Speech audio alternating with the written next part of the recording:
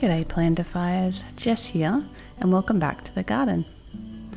So it's mid-April now and it's therefore technically the middle of autumn, though here in the subtropics in Queensland it's still very warm. In fact, it was 30 degrees today and beautiful blue skies. So I've had lots of lovely flowers. Our dahlias are blooming. These are the first proper dahlias I've ever grown. And the butterfly pea flowers are coming to the end of their life, so I'm picking and drying those, saving them for tea or to turn into powder, which is fun to put in your gin and tonics because it changes colour when you pour the tonic in. You can eat all parts of this plant as well, but it has a kind of strange flavour, so not a huge fan of that flavour, but you might find it yummy if you give it a go. Lots of things are flowering at the moment. We've got some blue ginger in the garden.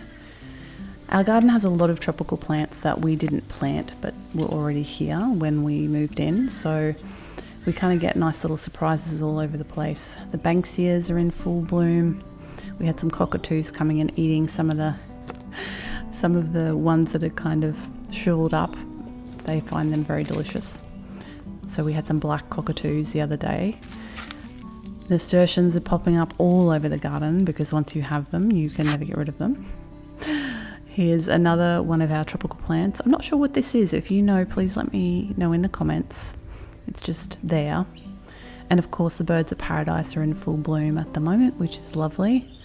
I do like their very showy flowers. And I don't know if you can see, just to the left of that is a little lemongrass, which I'm going to show you in a video later. This is fun. This is kind of my native pollinator garden. We've got this Plectranthus species, which is native to Queensland, and the bees absolutely adore it. I can go out there and there will be a ton of bees just buzzing around, living their best life on these flowers. And they bloom from early spring and they're still going now. We've also got our first banana flower, which is incredibly exciting. So that has now kind of opened up and we have just put a bag over the bananas so that we don't get them eaten by bats because the bats will probably fly by and go, that looks tasty. So we've covered those up, which was quite the experience, and I'll tell you about that in a future video as well. So this is the state of the bamboo house garden at the moment. Bit of bare space. I've been clearing stuff out and making space for the new season's crops. So there's some new stuff that has to go in. There's still some stuff that has to come out as well. Like this whole bed in front of me, just at the front here, a lot of that has to come out.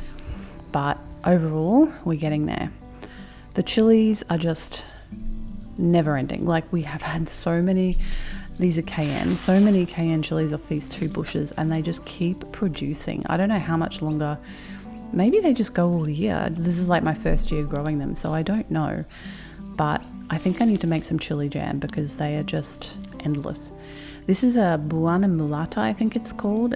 I really love this one because it has these beautiful purple chilies that then turn sort of red when they're ripe, and I just think it's a really pretty plant. This is the garden I showed you in my last video, what I'm growing that I planted up, so it's getting there. Oh, I found some old elephant garlic that I didn't realise I'd left in this garden bed. It started to pop up again, so I'm just going to leave it do its thing, basically. The winged bean vine has just gone off and has almost covered this whole trellis. I haven't gotten any beans off it yet, but the whole thing's edible, so we've been eating the greens like lettuce. All of the citrus are coming along really nicely, starting to get a blush of colour on them now. So it's not too much longer until we'll be able to harvest some citrus. Winter is citrus time in our climate and it's so awesome. We have some great recipes that we make with all of our different oranges. We have a few different varieties for oranges, some mandarins.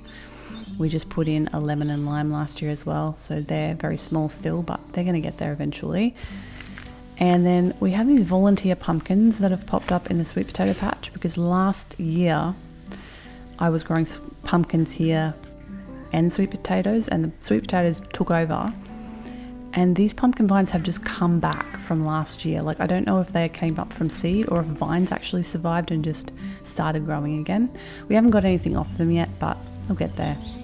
Oh, this is the lemongrass, which I have just moved, and I'm doing a video on that soon as well. The Egyptian spinach, which got a little bit out of control, which I'm also doing a video on. I'm like planning all these videos I've been doing in the garden about these different things, but it's delicious, and we've eaten most of that now. We've cut all that back, and we'll see if we get any more off that. I don't think we will. I think it's pretty much at the end of its season now. It doesn't like the cold weather.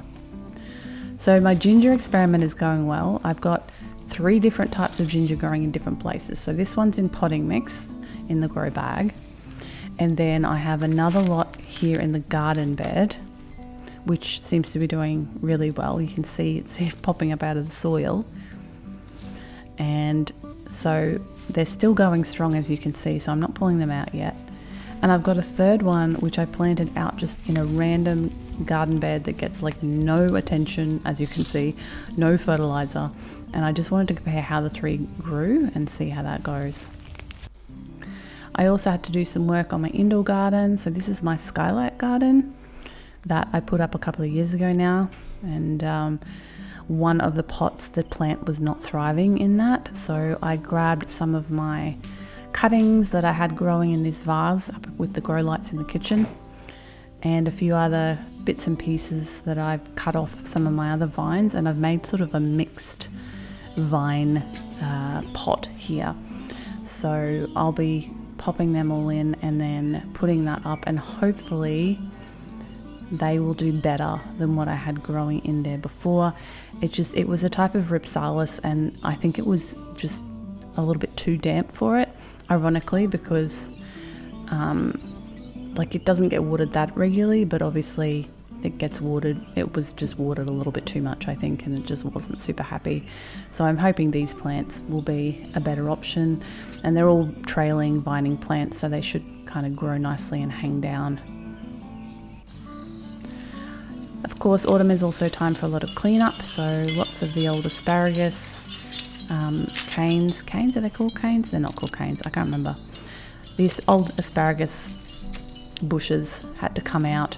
They're still growing though. I'm still getting fresh, like I'm not eating them yet because I'm letting them establish, but I've pulled out a lot of those to kind of make space and let the sun into the strawberries that I've got underplanted underneath the asparagus. And these front garden beds outside the bamboo house were definitely looking worse for wear. Lots of old zinnias that were done, like the end of their life cycle, various other things that were finishing up. You can see there's some Malabar spinach that somehow got there. I don't know, that stuff is like, it gets everywhere. I don't know where that came from, but it got in there and sort of, I noticed it was growing, so not where I wanted it, so it needed to come out. But it's like, in this climate, it just grows like crazy. So that's appeared in like, I don't know, a week or 2 from nothing. It's just that vine has grown. And some of the zinnias have actually self-seeded, and there are new baby ones coming up. I don't know if they're going to do anything. Like, is it too cold for zinnias now? This is like my 2nd year growing them, so I'm not sure. I did find also some hidden eggplants. I think these might actually be our final last eggplants. We've had so many eggplants, it's been crazy. And then of course I decided to use all the greenery to make some weed tea with that. And I'm trying the technique where you put all the greens in a cotton, like this is an old cotton pillowcase, and then put the pillowcase in the bucket. And I was going to do that, but then this happened. So I just came out to my potting shed to grab a couple of buckets to make some weed tea. And I won't be doing that this morning, and I'll show you why. Innocently heading in to grab the buckets. See the buckets? There's 2 buckets just there. And I went to grab this to move it, and then I saw this. Hello friend, how are you this morning? I think we'll just leave our python friend to live her best life, and I'll come back another day. Bye-bye. I mean, it's nice and cozy in here. I don't blame her for wanting to be in the potting shed because it's just nice and lovely and warm. So, yeah.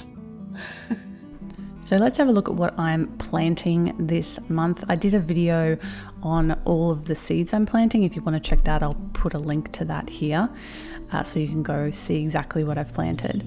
But they're all doing well. I got this old net curtain from the op shop recently, and that's acted really good as a cover to keep my plants from getting eaten by anything. But it still lets a lot of the light in. So you can see I've got a whole bunch of herbs and veggies and flower seedlings that are starting to come up now. I was a little bit out of whack this month, like I didn't get enough seeds in last month, so I'm a bit behind. These are snapdragons that are growing up, but we'll get there. It's a learning experience. I just need to make a note that next year I need to start earlier. So I got my garlic in, which was fantastic, and I did a whole video on that recently, which you can find on my channel if you want to hear more about like growing garlic in the subtropics, and they're already popping up, which is really exciting. I also put in a bunch of onions. I think these are red onions, and I actually bought these as seedlings from the nursery because the onion seeds, I don't know if I put them in or something happened anyway, and I wanted to get them in, so I kind of cheated and went and bought some actual seedlings, which I almost never do, but this time I was like, nah, I'm getting some onion seedlings because I want to get them on their way.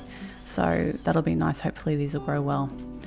So in my front new garden beds next to the front door, I've been planting some stuff slowly into these beds.